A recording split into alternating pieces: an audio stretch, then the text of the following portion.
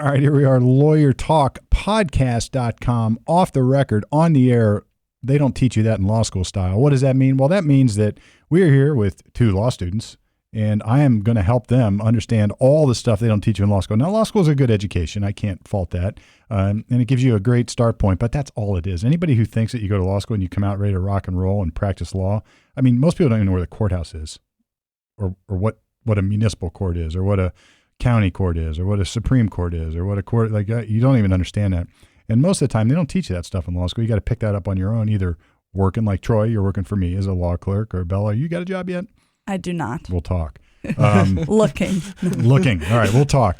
No, the idea here, and by the way, we've got Bella Mata back from the holiday break, and we've got Troy, you work with me upstairs, both law students at the Capital University. It used to be the Law and Graduate. What is it now? So it used to be the Law and Graduate Center. I was actually looking at our MyCap, the scheduling, and they still call it the Law and Graduate Center on the MyCap. Right, because it's a center. Yes. It's a center for law and graduates, I guess. I thought you were crazy when you were saying it every time, and I was like looking at it, I was like, wow, he'll be so proud. Yeah, there you go. Yeah, I was right.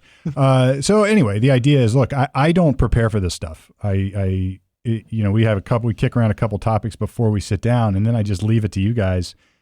Hit me up. What do you want to talk about? What are they not teaching you that you're curious about? They did teach us a little bit about self-defense, like duty retreat, castle doctrine, but I wanted to kind of go in more detail of it, like what ifs of it, because I live in a decently bad area town. I don't know. What do you think of Discovery District? Is that like that dangerous over there?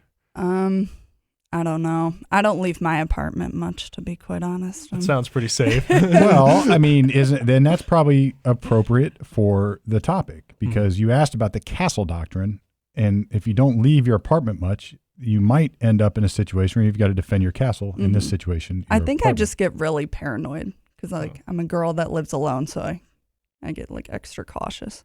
Well, I mean, these are obviously hotbed topics, and self-defense, what we can do, and maybe going back about 10 years or more, it was as there was a lot more controversy over this stuff, but it sort of has settled down, and then it all erupted again in New York and in Wisconsin with what's his name? Who was the guy? You're talking about COVID? Kenosha. That guy. Anyway, everybody knows what I'm talking about. Right. Everybody knows what I'm talking about. So your Rittenhouse, the Rittenhouse case, and the Penny case in New York in the subway. Now those aren't house cases or defending your home cases, but it all sort of involves self-defense. Troy, maybe you told me a story recently. Yeah. So why don't you start there, and we'll use that as sort of a jumping off point to discuss these things. So for Thanksgiving, I was studying for exams, like an academic weapon, like we are. But I was alone at the house, and I'm in my kitchen at like 2 a.m. flipping through flashcards, and then somebody tries breaking into my back door. And so I didn't go. It was like 5 feet away from me. I didn't check the lock. I was too scared to go check it. And next thing you know, my door gets kicked in. So I ran upstairs, grabbed my gun. I went down the kitchen. I just waited a second, probably about maybe 5 minutes total. And then after that, I opened the door, looked out, cleared the backyard. Wait a minute, your door was kicked in? No, it wasn't. No. Okay, it was, but I was worried that they were going to kick I got you. Okay. I didn't want to go check the knob, and then next doors flying in my face. Right. So I was like, I'd much rather just get the gun, because if they're running in here, I'm not getting like jumped or robbed or raped or whatever. So then I checked my backyard, and then I checked my garage, because already this year we've had our garage broken into, and then they broke through the drywall to rob our neighbors. If we got our neighbors robbed another time, I think our neighbors would really dislike Now us. you need to defend yourself against them. Yeah. Right. So I wanted to ensure out there, I want to make sure our neighbors didn't get robbed, or at least I could call the cops right away. But I understand what they tell us in law school, the castle doctrine, like, if they come in there, I have no duty to retreat. Like, I'm in my last line of defense, and I should be able to shoot the guy if I feel in danger for my safety. But then I was thinking about, I went outside where there is a danger. Now I feel like, does my castle doctrine leave the minute I went into my backyard? It's a fenced-in backyard, locked gate. I really just wanted to check it. But, like, let's say he approached me out there. I kind of went into the danger. Did I leave my castle doctrine? Like, does that make sense, what I'm asking? Mm-hmm. Like, what... Bella, what do you think? I thought in torts 1, when we learned about this, they said, like, let's say someone was breaking into your, like, detached garage, like, you're not allowed to. I mean, I don't it makes sense to me why you wouldn't be like. In theory, I should call the cops. That's what. Right. I mean, it's Columbus Police, so I mean, like 6 but hours then later, I remember learning that like your whole property, like you have a right to defend. What do you think it should be? Now I'm acting like a law professor. Like, but really, what do you think it should be? I think it should be. It depends. Because I think it should be your property. So you think you should be able to defend your property no matter what? I accidentally step off the sidewalk onto your property. Next thing you know, I'm getting a bullet to the dome. You know what I mean. Like if someone was like threatening you. I mean, if someone's like robbing you or breaking into your like detached garage, I don't think you have a right to shoot them. Mm-hmm. That's like kind of crazy, but I don't know. Well, let me give you a scenario. Say, look, I'm building a house, and I'm building a house out in the country, and there's not many people around, and it's going to have a detached garage where I'm going to have probably an apartment in that garage or an office, and where I store all my toys and hobby stuff. All right. Mm-hmm. And let's say in the middle of the night, somebody's breaking into that. I mean, I'm out there in the middle of nowhere. What am I to do? Probably shoot and dig a hole. I'm just kidding. I mean, don't do that. Like, you guys don't know movies, but there's Dirty Harry would say, I shoot the bastard. That's my policy. But look, I mean, what do I do? What would you do? Because let's face it. Let me ask. Let me add more to before you answer. Let me add more to the facts. I mean, I'm out in there, you made a joke about Columbus Police. I'm out there in the middle of nowhere. I mean, even if you had the most alert, responsive police department on the planet, it's how long is it going to take them to get there? On country roads, I imagine you and Columbus Police are probably the same amount of time. It takes about probably like 30 minutes to an hour for somebody to come out there on like an emergency call. Somebody's breaking into my house. You might be surprised. They might get there a lot faster. But okay. But at any rate, there's a time frame. And now what am I to do? Am I to let this guy rummage around my external garage? And now look, anybody who's been in this scenario, and I have one time, and it turns out it was a false alarm, but at one time I was at a house and I'd fallen asleep on like taking a nap, or it was like a early to bed, late nap, whatever. It was like 5 PM and I was exhausted, and I fell asleep and I heard a noise that woke me up. And it was a noise from a part of my house that I could come up with no explanation for. You know, it's like sometimes you hear a noise and you start to think, all right, well, that's probably the refrigerator, or that's probably the voices. Yeah, whatever. Yeah, the voices in my head. But this one, I couldn't come up with a good explanation for, and it happened to be part of my house that had an external entrance into the basement. And I thought, well, that's not good. And so I froze for a second, almost like petrified. I mean, literally. I mean, I was, you start to, anybody who's had to go through this, and police officers who do it daily, hats off to you, because it is, it's terrifying. But I pulled myself together. I went into my closet. I grabbed my handgun, and I decided I've got to go sweep the basement. Now, the other thing that I was thinking is, should I call the police? And I was like, what if it's like all these things? Like, I can't say, I don't even know, and they're not going to get here in time anyway. Or maybe I didn't even think about it. I don't remember now, but it's like I'm thinking now, should I have called the police? I didn't. And why didn't I? I don't know. Would they have gotten there? Probably not. I mean, if somebody's in my basement, I got to do something. Yeah. So now, is it for the property thing though, or is it just for your safety kind of thing? You have to do something. Well, let me tell you something. I was not the least bit concerned about somebody stealing my stuff, and my heart was racing because I thought there was an intruder in my house, and I didn't have any rational thought about what they might do to me. But I was immediately just engulfed by this feeling of danger. Okay. Right. I feel like that's a good reason to do it. To circle back to my house, though, I didn't go out there for my safety. I went outside for property. And that's where I think... Did you go outside for property? I wanted to make sure my neighbors weren't getting robbed, making sure my backyard... So you went out because you were worried about what? That another person was going to break into my garage and then bust through the wall and steal my neighbor's bikes again. All right, so you're worried about a break-in into your house. Yeah. A detached garage. All right, well, and when you went out there, did you know for sure that the threat was done? No, because I waited about 5 minutes. For all I know, the guy's just... He could have been standing right there. Yeah. Right. So, it's not always clear. Now, these are these scenarios that we kick around in law school and in the real world. I mean, I've had cases like the one, I lived this situation. That's a true story. Now, it turns out I did sweep my basement, which I just moved in. So there was boxes stacked everywhere. The lights were bad. It's like an old basement from the 40s. The little flickering. It was literally, that's what it was. And I was petrified. I did it. And I mustered up enough courage to walk up the back stairs outside, and where I noticed that the downspout from the gutter had fallen down and made that noise. And it sounded just like the door breaking, to me. So it was a false alarm. But I didn't know. I didn't know. All right. So you're in your house and you hear that. So let's start with the easy scenario. How about the guy who's able to come into your kitchen? What do you do? Oh, I'm just shooting him on spot. Why? What if he's there just to take some property? I mean, I'm not really trying to find out. Yeah. Now, what about you, Bella? Because it's not lost on me that women deal with a whole different set of fears than guys do. Right. I would like to say that I would stand my ground and fight back, but I would probably be hiding in a closet. You got a gun? To be honest, I don't. No. Well, we're going gun shopping. I should probably find one and learn how to shoot it. This is you know what, you said something that I appreciate, because you should probably get one and learn how to shoot it.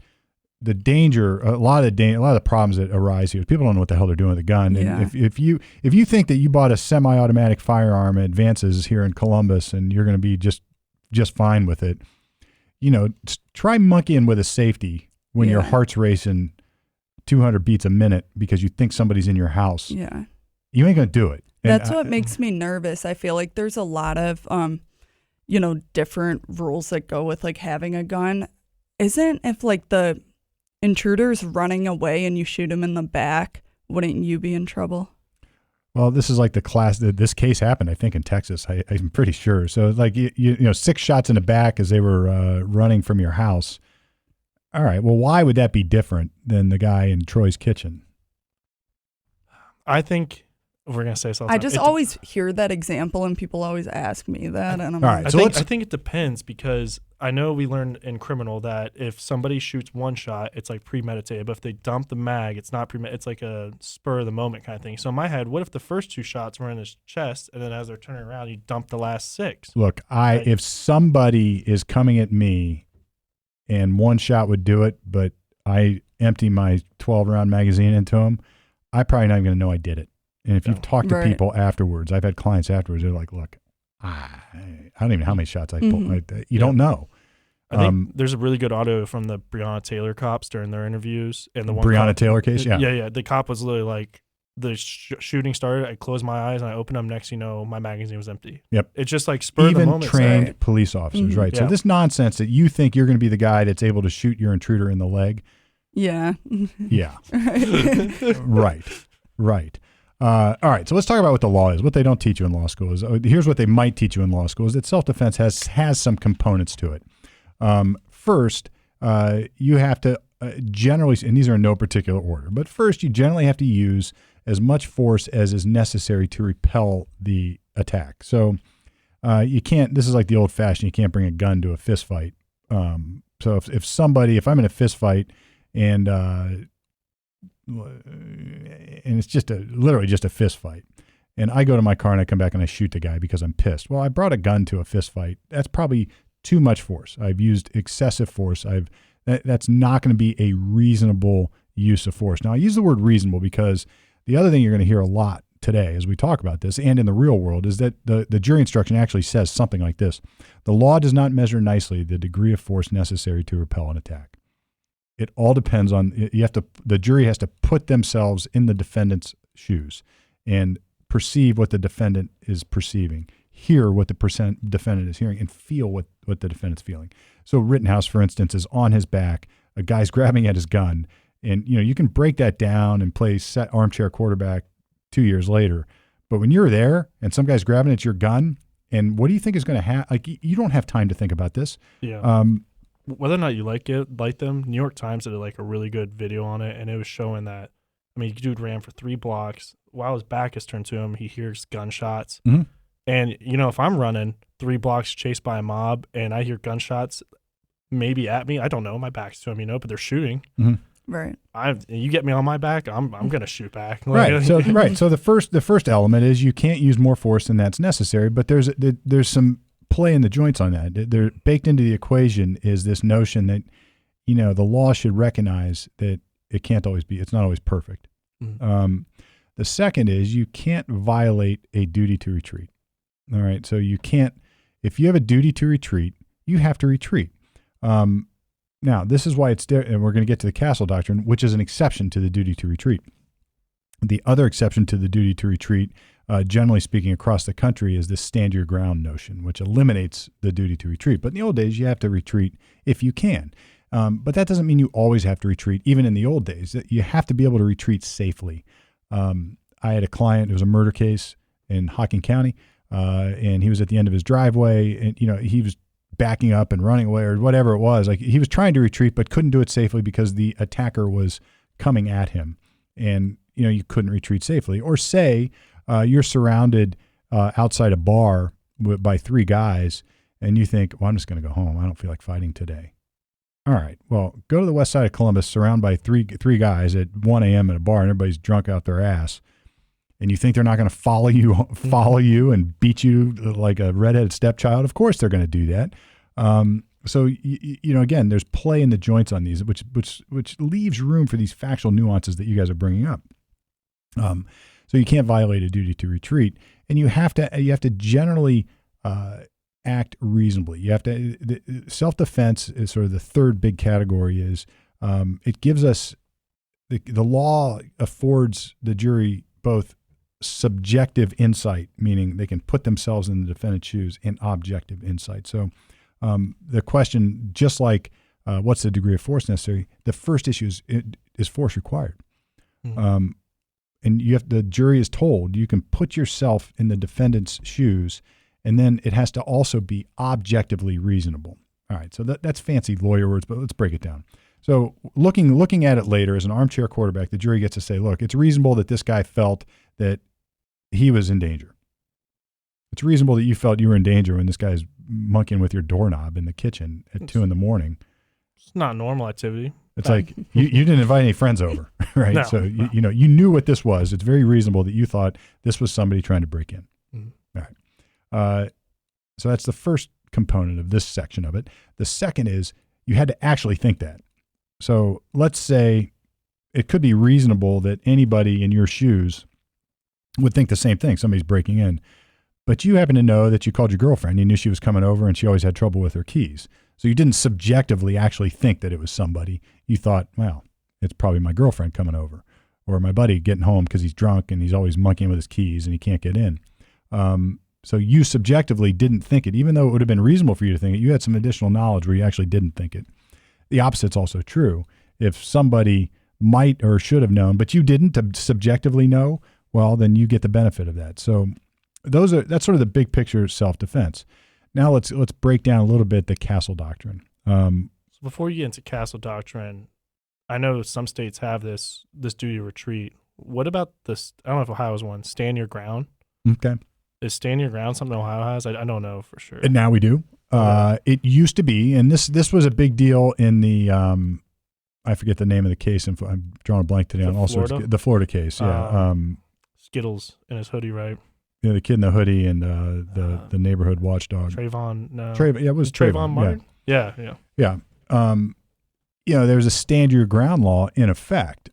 And what stand your ground generically means is that we are eliminating the duty to retreat in all places. So Ohio used to have a duty to retreat anywhere outside your home.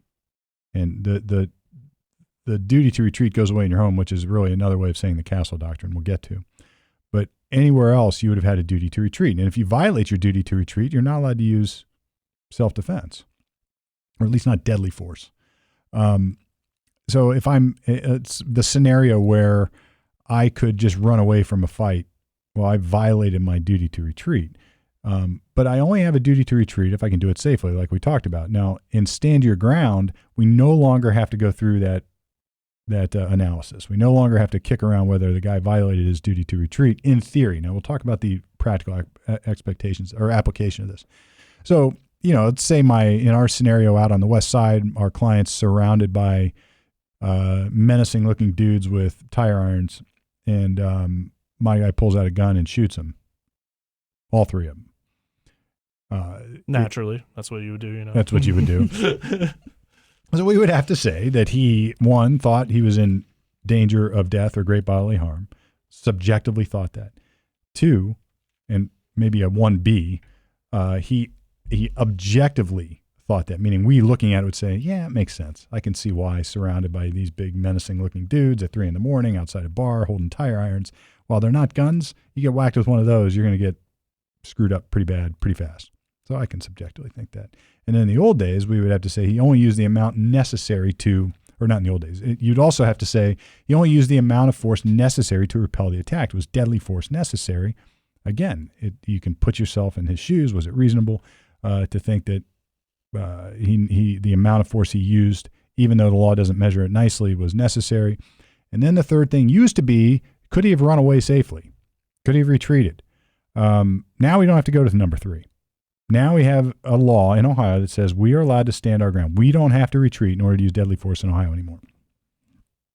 So if somebody shows up to the fight with a bag of Skittles in Trayvon Martin's case, we don't have to retreat, but we can use deadly force. You can use deadly force. That's right. You can use deadly forse. I don't know enough on that case. But only if you feel that the amount of force you're using subjectively is required and other people looking at it objectively think that. So, it's a big deal. Mm-hmm. That decision's a big deal. I don't look. I go teach. I have taught at concealed carry classes before. Ohio, now we have this thing called constitutional carry, but just think now you don't need a permit in Ohio to carry a concealed handgun. You do need one to carry a concealed long gun, though, by the way. So anyway, you can't just walk around with a concealed shotgun in your overcoat like Clint Eastwood. But I used to go lecture a little bit on those in those classes. And I showed up on a Saturday, and it was a local gun range.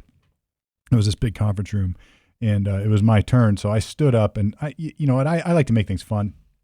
It's boring. Like lawyer stuff is boring. So I like to make it fun. So the first thing I did is I say, all right, I pick somebody out, and who thinks that they're capable of using self-defense, shooting somebody to protect themselves. And some guy raised his hand. The first guy raised his hand and said, all right, you're accused now of murder. And I literally cleared the hall. Or I didn't clear it, but I moved everybody to the back. I moved the tables so there was a prosecutor's table and a defense table, and I put the guy teaching the class as the judge. And I said, now you're sitting with me. And, it really made the point. And he's like, I know everybody's thinking, like, what are you talking about? This was self-defense. I was like, yeah, but in the real world, what they don't teach you in law school and what they certainly aren't teaching in that class is that now you're charged with murder. And by the way, I hold the mortgage to your house now because it cost you $100,000 to defend this case. And people think, well, that's a lot of money. Yeah, it's a lot of money. It's a murder case, and you're on trial for your life, and you're looking at 18 to life. And we had to have experts in ballistics. I had to have an investigator. I had to have an expert in pathology. It's like it's a big ass deal to be charged with murder and defend yourself, even if it's self-defense, and even if you think you're right. So this pie in the sky crap about I can do this because I'm allowed to. Yeah, don't think so, because the prosecutor may disagree with you. It's not that they just don't teach you that in law school. They don't teach you that in the real world either. Everybody's got this notion that, well, I'll fall on the side of righteousness. Ask Rittenhouse how much his legal fees were. I mean, probably a lot. Right. $100,000 probably is a drop in the bucket. And ask him how he felt when he was waiting for the verdict, when the judge brings the jury in and you're looking at him and you're thinking to yourself, I wonder what that gal is thinking. I wonder what that guy, I wonder. I think you could see, I think it was like in tears. Like, yeah, I remember he fell to the floor crying. It is intense. And I've been through it dozens of times. As you look at the jury and you're thinking to yourself, I'm thinking as the lawyer, literally praying, thinking, get this right. Please get this right. Please get this right. Looking for some signal. My heart is racing. I feel like a pit in my stomach. My legs get weak. And I'm not even accused of the crime. Do you think jury verdicts quickly or like a long time are better for you as a defense? Yeah, coin toss. Okay, I just didn't know. I've had 15-minute verdicts of not guilty. I've had 15-minute verdicts of guilty. I sweated out a verdict for 2 weeks one time or close to it, and that came out not. That was a self-defense. That was the bar case I was telling you about. Yeah. And that came out not guilty. I've had long deliberations that. So there's no like snake eyes. There's no like for sure like 15 minutes. It's on our side. It's just. I would like to think in a particular fact pattern, I know pretty. I like to think I have a good idea of whether long is good or short is good, but there's no rule for either. And there's no hard, fast rule. I think it would depend on the case. Sometimes it's a real easy issue. They either get it or they don't. And you're thinking, well, shit. That's tough. If they didn't see it now it's just about they're deliberating about how many guilty verdicts we're going to have. It's like, who knows? But so after learning the expenses on defense here, are you still going to get a gun? I think I probably should. I was at TJ Maxx not that long ago, and I was in the parking lot, and I was putting in my address to get home, and some guy hit my car, and it was like 3 men, and his car was like really beat up. I just left. What? I literally just left. Look, I was I don't blame you. this isn't worth me getting kidnapped by 3 men. I was like, I would rather just pay for the damage. Let me tell you something. I want to hear your comments on this. Back in the 90s, I went out to a conference, and it was politically oriented. I was in law school, and one of the speakers at the conference was a woman. And somehow one of the topics was that something having to do with men and women and different perceptions on the world. And she made a point. I've never, ever forgotten it. Guys don't understand what it feels like to walk to your car from a store, from a bar, from your house in the dark, and worry about getting attacked. And she obviously told the story better than I did, but I remember thinking to myself, she's right. I mean, there's been a couple times where I've had a dude where you feel a little bit, but I don't walk around with that kind of fear of a sexual assault or getting attacked or getting kidnapped by 3 dudes in that car. I would have gotten out and said, "You hit my damn car." Yeah. And it's not that I'm not trying to say anything politically about this. It's just the reality of it's just the reality is true. It's different for guys and gals, generally speaking. Now, look, there are movies where you get these gals who can beat up the world and whatever, but that's not the reality. The reality is 3 dudes are going to overcome you before you can even blink. So in your situation, we can bring this back to what we're talking about. This is why it's subjective. If you pulled your gun and used it in that situation, I might not, because I don't have, or maybe I'm trained. So maybe I'm Daniel Penny, and I know jujitsu, and I can defend myself. You're not, and maybe that's a difference between 2 different guys. For instance, a guy that might be able to defend himself against 3-on-1 is not going to have the same fears that a guy who can't do that. Or maybe I've got an injury, or I'm old, or whatever it is. You're a female, and you've got 3 scary-looking dudes in a car, and maybe they're just there buying Cheerios for breakfast. Who knows? TJ Maxx sells Cheerios. Or they got no, they don't. They're getting good. They're getting good discounted. Who knows what they're getting? Yeah, but they still work at TJ Maxx. It's a great establishment, right? It's good. So, but you're thinking to yourself, I don't feel safe. I don't feel safe. Now, what if you use force in that scenario? What if there was a move toward you and you end up using force? The law is supposed to bake into the equation room for that, for a jury to say, even if it's all men, it's not just that you objectively, or that we would look at this objectively. We have to put ourselves in your shoes and feel what you felt. And maybe this is a trifle political, but I do not buy the argument that I can't do that because I'm a man. I think I can. I just did. I just did. I mean, if you can explain to me how you felt, I think we all are capable of that kind of empathy to understand how you feel, even though I wouldn't feel that myself. So the law leaves room for that. But back to your point, now you have a gun in your purse. Are you driving away? Yes. I still probably wouldn't. I'm just nervous to get a gun because I feel like I'm very weak and someone could easily grab it out of my hand and I would be too nervous to shoot it. Mm-hmm. Okay. Like that's my reasoning. And it's good reasoning. Look, I would never tell, I am a Second Amendment advocate. I believe we have a right to have guns. Yeah, so am I. I believe strongly in that. I also believe strongly in what you just said. Not everybody needs to carry a gun in their purse or in their holster, in their belt, or wherever. Just because you can doesn't mean you should, and it certainly doesn't mean the government should take away that right. But we as citizens have to be responsible. I happen to believe defending, I don't know how many cases involving firearms and people defending themselves, either in one capacity or another, correctly or incorrectly. Very few people, very few citizens are actually trained and practiced enough to actually do what they think they can do with a gun. Right. I'm not. And I shoot all the time. I hunt, I shoot, I do all sorts of stuff. I still question whether how I would behave in that scenario. I could just imagine you out of the car though, probably with like a pink Glock 43X. You should see her apartment. It's like all pink. Like, Bella, the pink Glock. Yeah. She's just like waving at the car, like, "Hey, you hit my stuff here." I just. I have a pink taser in my purse. Oh, see, taser in one hand, the Glock in the other one. You're like, "Oh, you guys hit my car. We should exchange information." You just brought up another interesting scenario, and that's a taser, right? That's non-deadly force, and the rules sort of change a lot with non-deadly force. You're not facing murder if you use non-deadly force. Immediately, it's better. Now, would that be enough? Would a taser have been enough with 3 dudes? Probably not. I don't know. Would a gun have been enough?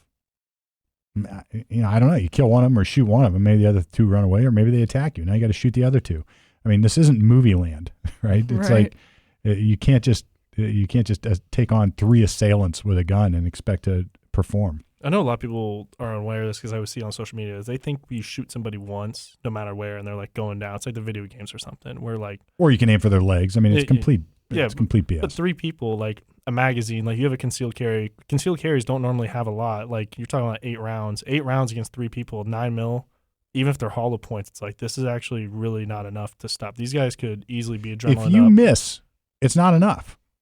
I'm saying even if you hit them. Well, I know, I understand that, but look at the video. Like everybody's seen the videos of cops on the side of the road in a shootout where these guys are like this. They're shooting right after each other. Yeah. And they miss.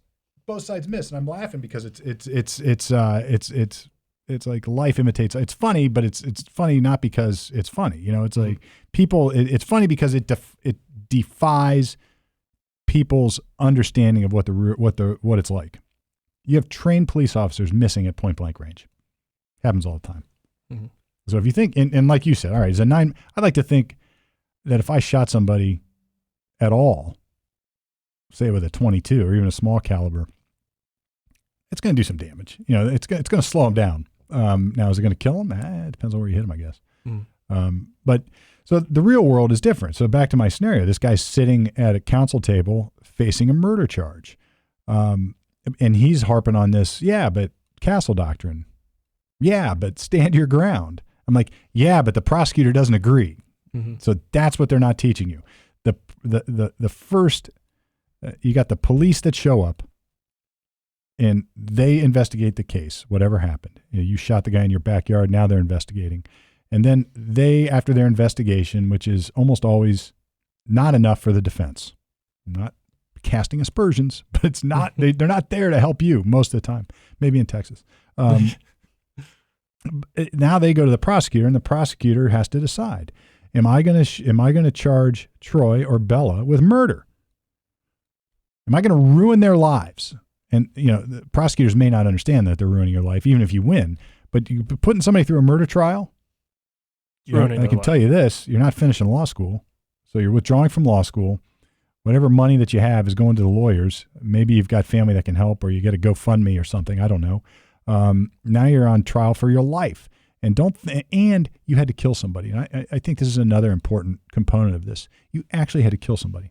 That's how I was looking at it. Like, even if they were attacking me and I know like I was in the right, I would still feel like horrible about it. Imagine living with that. Imagine the PTSD with that. Right. And Troy, you were in the military. It's like the PTSD is like, you're not immune to it. You ever see the motorcycle guys on the highway where they're doing wheelies? Yeah. Like at 100 miles an hour in and out of traffic. They're indestructible. And I look at my son the other day, and I not even the other day, but I was with my sons one time driving, and I said, F those guys. And they're like, what do you mean? It's like if they kill themselves, they kill themselves. I was saying, no, you don't understand. They're going to make me kill them. And I got to live with that. Yeah. Like they're going to make a mistake right in front of my car, and I'm going to have to feel that. And you don't forget that. You don't forget it. It's like I'm going to wake up at night living the fact that I crushed this guy's skull with my front right tire. And at some age you start to realize that's a big ass deal. The prosecutor can still charge you with like vehicular homicide. They could see that. Would they? I don't know. I mean, probably not. I know, but hey, this guy in the gun range is saying the same thing. The guy's saying the same, right? Yeah. So it's like I like, damn that guy for putting me in a situation where he's going to make a mistake, and I got to be the one responsible for his death. And it's not murder, but I got to live with it. And even if it's justified, I think I'd still feel the same way. And that's what you're thinking. It's like, do I have the wherewithal to kill somebody? I think absolutely I do. In your situation, if that guy comes into my kitchen and I'm studying, there happens to be a 9mm next to me, he's getting every round I can squeeze off before I can even think about it. I hope. I can't shoot through the door though, right? I couldn't just been like. Well, can you? I'm saying no. Why? There's a door protecting me. It's locked. How is it? But you already said it. What was your worst fear? That they were going to kick it in. Okay. So now you hear one kick. Okay, if I heard a kick, I think that's a little more justified. What if you think a kick is coming because your neighbor's door got kicked in yesterday? I don't know. I think if we say this all the time, it depends. Depends, my neighbor's door got kicked in yesterday. There's a door now being kicked at in front of me. Move. So they did tell us it's going to happen every other month or something like that, and it's a pretty like bad area. But I mean it's walking distance from the bars. Right, it's a bad area, so I'm going to be walking after bars close. Yeah. Listen, it's big brain play we learn here in law school. It's okay. Right, I can tell you what they're not teaching you in law school. Avoid those areas. Right? Sometimes this geniusness is hard to comprehend. I get it. Right. So look, it does all depend. And could you shoot somebody through the door? Well, I think you can if you honestly and reasonably believe that your life is in danger. And we'll shift over to the Castle Doctrine. You get the benefit of the Castle Doctrine. There is a presumption of self-defense in your home. And that extends to your car. And what is a presumption? This is fancy lawyer talk way of talking about what we value. The law will assume you're going to start with the idea that if you're in your home, it is self-defense. You enjoy a little bit of you get 2 points ahead before you even start because you're in your home. And it extends, by the way, to your car or your RV or anything else that you've made a home. So you said anything else that made a home. I was thinking about this when we started doing this was your building. So like you live, how do you get into life? Like you have to like actually have a ped to get in, right? Mm-hmm. Is the hallway part of her home? Is the elevator part of it? Is the parking garage part of her home? It all depends on what's going on. Look, if I'm Bella and you get on your elevator and some creep gets in the elevator with you and you're trying to get to your home, maybe as a practical matter, it doesn't matter. Because one, we have stand your ground, and two, even if she did have a duty to retreat, where the hell is she going? Elevator shaft. Elevator shaft. You gotta try and jump first. So you don't get the presumption maybe if it's not considered your home, but you may not need it. If you get cornered in an elevator by some creep. Now, then you have some other stuff they don't teach you in law school or in these defense things, like how are you going to prove it? Now you're going to testify, and you've got to tell what you were thinking, what you were doing. And if you think it's easy to get on a witness stand and offer testimony, it ain't. And you've got to tell the police, which is another big question that they probably don't talk about. So you guys have heard about the Fifth Amendment. And so the police show up and you've just shot somebody. What are you going to do? I feel like I would think I'm in the right, so I'm going to tell them. But like now after working in life experiences, I don't think I'd say a word, even if I was in the right. I would just be like, I don't really want to. I'm not going to speak to you without a lawyer. Like, even though I'm in the right. Bella, what are you doing? I would agree. I was kind of thinking the same. You might have to spend the night in jail, but it's way worth it, I feel like, to just wait for a lawyer. Yeah. Yeah. Yeah. Well, that's the right answer. And what's interesting is that they don't even make police officers in police shootings provide a statement. There's a cooling off period before a cop who has been involved in a shooting. Generally speaking, the union will negotiate a cooling off period before they have to go through questioning about it. Is it for all sorts of reasons, right? The adrenaline has to things will come to you later, and psychologically that's sort of been proven, I think. Well, why don't we have that negotiation with our union? The People's Union. The People's Union? Yeah. You do. You do. You just don't. Most people aren't aware of it. I mean, look, it's in the top 5. Yeah, I know. The Fifth Amendment to remain, your right to remain silent. It's like, it's right there. You don't have to talk to the police. They don't teach us that though at a young age. It should be like high school. Like it should just be it's your teach friend. con law in high school. Yeah, they're your friends. They're there I can tell you what, they are there to do their job, and their job does not include exonerating people who believe they're innocent. So if you think you're innocent, the police job is not to do that for you. Their job is to investigate crime, and they do that with all the inherent biases that humans have. And subject to all the political forces that are out there, race, gender, those are the big ones that we're seeing right now. Mm-hmm. So, if you think that you're getting favors, you're not. And I'm not saying it's right. I'm not saying it's wrong. I'm saying it is. So talk to a lawyer. And I've had this guy, look, I had a client involved in a shooting. And this is going back probably mid-teens, I think. Client involved in a shooting. He was I'll call it attacked by his rival on the west side of Columbus, and a shootout ensues. Back and forth, back and forth. My client retreats all the way to his girlfriend's house, and is trying to get in. A round goes right by his head as he's trying to get in, and lodges in the door frame. And he gets in. But before he gets in, he squeezes off a final couple rounds, and I'm not even sure he knew at the time, but he hit the guy. Who was like, so my guy, it's one of those it's a row house where there's stairs going down and his house is right next to it. And the guy's down in front of his car in the street. My client squeezes off a final 2 or 3 rounds, hits the guy in the, we'll just call it his crotch. Terrible spot. Actually, worst spot. A bad spot. Yeah. Well, the guy gets in his car, drives about 200 yards and crashes in. He's bleeding out. And he dies. So look, that guy calls me that night, wakes me up and says, I need your help. I was involved in a shooting. I don't know what to do. Now, he did the wrong thing. He left. He fled because he was afraid. He didn't know what to do. And that's not the right thing. The right thing in a perfect world, and I get it, the world's not perfect. In a perfect world, you would stick around, tell the police, I'm not talking to a lawyer. That's that. They're going to badger you. They're going to make you feel guilty. They're going to really try to convince you to talk. And you should just say, I want my lawyer first. And I guess if you got the wherewithal, you say, I acted in self-defense. I need to talk to my lawyer. I mean, you can say that. But even that, I would rather have you err on the side of caution and talk to me first.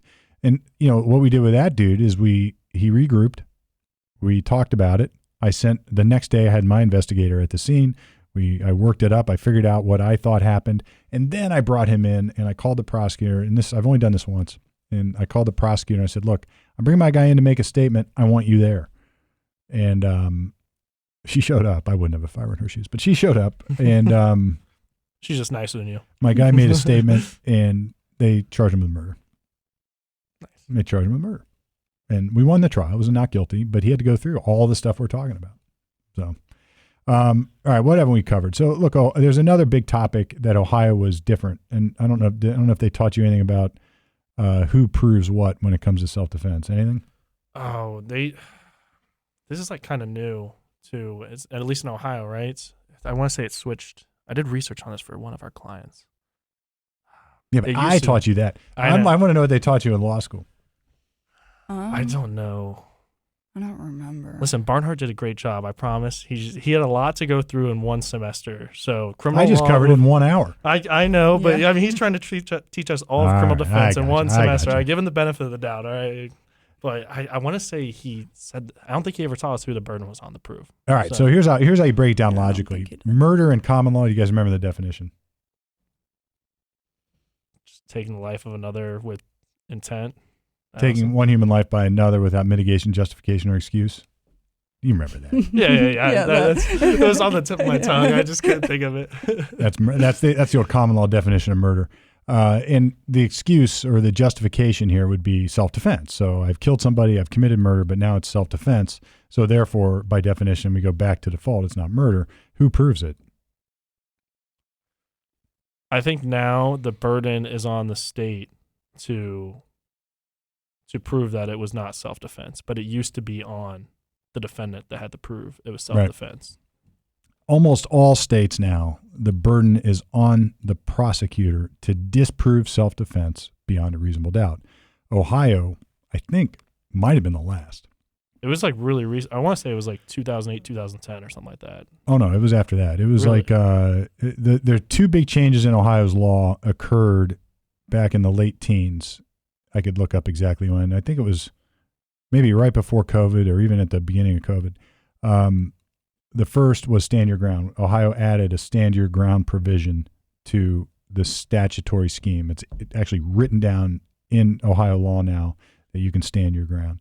And it also changed the long-standing practice of putting the burden of proving self-defense on the defense, moving it over and making the prosecutor disprove it beyond a reasonable doubt, which gets sort of finicky. It used to be, I tried many self-defense cases, and the jury would be instructed something like, if you find that the defendant, I'll just use my definition, committed the offense of murder, took one life, or took this guy's life and committed murder purposely, then you must consider whether the defense has, so if the prosecutor's proven murder beyond a reasonable doubt, then, ladies and gentlemen of the jury, you must consider whether the defense has proved that the defendant acted in self-defense by preponderance of the evidence. What the hell does that mean? I don't know. But here's what they say it means.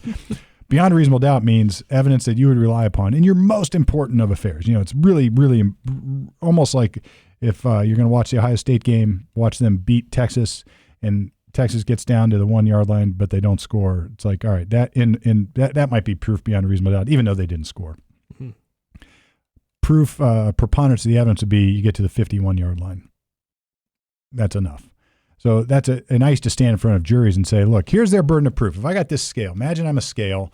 I don't look as good as the scales of justice, but I'm standing up there and I would say proof beyond reasonable. I would almost make a theatrical point of almost falling over. Mm-hmm. I say, and then we've got this other burden. And let me just put this in perspective. I might tell a football story, but then I might put it in perspective. I say, am I even, Mr. Smith? Do I look even? Yeah. How about now? And people look, and I said, no. The one guy would say, oh, he moved a little bit, so he's even. No, or he's not even. He moved a little bit. I was like, that's all it takes. It's a feather on the scale moving it one direction. That becomes preponderance of the evidence. That's what I had to prove, that my guy acted reasonably. He didn't use more force than that was necessary, and he didn't violate a duty to retreat. I had to prove those three things by preponderance of the evidence. And the case I was telling you about, where I had the client charged with murder, I had like an engineer on the jury, a couple nurses, and a teacher. And the engineer afterwards, like, only because of your burden of proof did you guy walk away. Like he was like real proud that he had followed the burdens of proof. He goes, but for that, you would have lost. I'm like, yeah, thanks. But that was the old days. I sort of liked it. Because people were champions for they should change the burden, but I sort of liked it because I got to make those arguments. Like, look, folks, I don't need it. And now I would have to say, back in my day, that's what you wanted to say. Yeah, back in my day. It's like now I've got to say they didn't disprove it beyond a reasonable doubt. And that's a hard logical thing to get your head around. Mm-hmm. And then, there's some burden shifting and there's like different stuff that goes on. But like we have to offer enough evidence that it is self-defense before they have to have the burden. So that gets sort of murky too. So in real life, I don't like it as much. I just don't. You have to disclose the defense ahead of time too, which I had no idea. They didn't teach that in law school. Like, you can't just go in there and be like, "Oh, we're going to try and argue self-defense." You have to give them like a X amount of days heads up. You got to give them a notice. Now, it's an interesting constitutional issue. If I don't do that, say your lawyer just dropped the ball and does not provide notice of self-defense, and judge says, "Sorry, Charlie, I'm not letting you argue self-defense." The first thing I would do is like, "Judge, I dropped the ball. I didn't notify them. It is self-defense, and where am I going? I mean, it's ineffective assistance of counsel. You didn't do it. That's one. I mean, it's a due process. He should be able to raise his defense. He has a right to present a meaningful defense. He has a due process right. The Constitution says this man has a right to present defenses, and he should be able to do it irrespective of your stupid prophylactic dumbass rules, because there's a remedy here. We can just continue the trial and give them plenty of time to prepare for it. You probably see these on appeals. There's been some rules like that have been struck down. For instance, when you don't, if say the judge says, no, you didn't give us a list of witnesses soon enough, so you can't call witnesses. It's like, come on, man. I've got a Sixth Amendment right to a compulsory process. I put a subpoena on this guy. I'm calling him. And these are our general due process rights to defend the case. I feel like judges would be very accepting of that because No. at the end of the day, okay, no. There's a lot of dickheads out there. You want to name them? I'm sorry. No.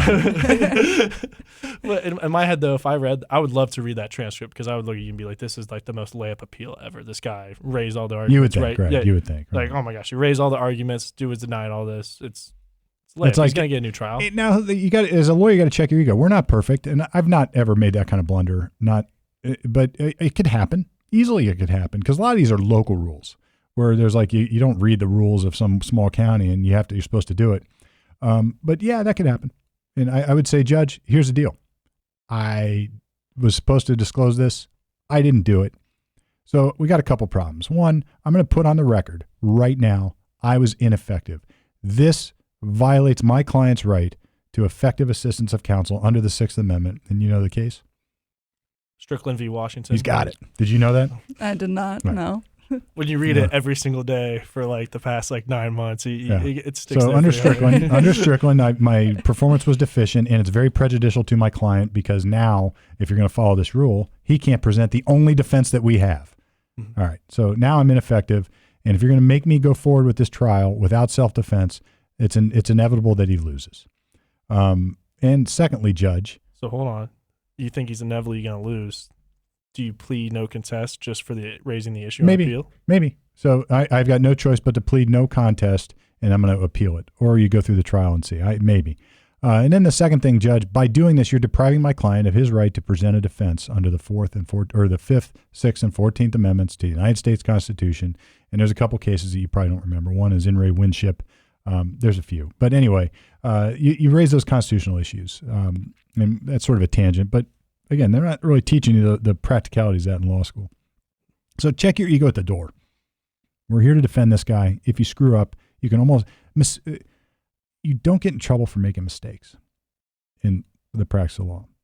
I mean, there might be a consequence, but you don't get in trouble. You don't lose your ticket for making a mistake. You lose your ticket by covering it up, by doing by doing something nefarious after that. And there's exceptions. I get it. Believe in the comments, I'm sure. But most of the time, you make the mistake, you fall on your sword, you deal with it. If you missed a deadline, you have malpractice. Like we do that. So you made a mistake, but you haven't done anything wrong. Right? It's sort of it sucks, right? Nobody wants to admit they made a mistake. But if you do, bring it to the court's attention. Say, look, I dropped the ball. I did. I didn't file this motion. I should have.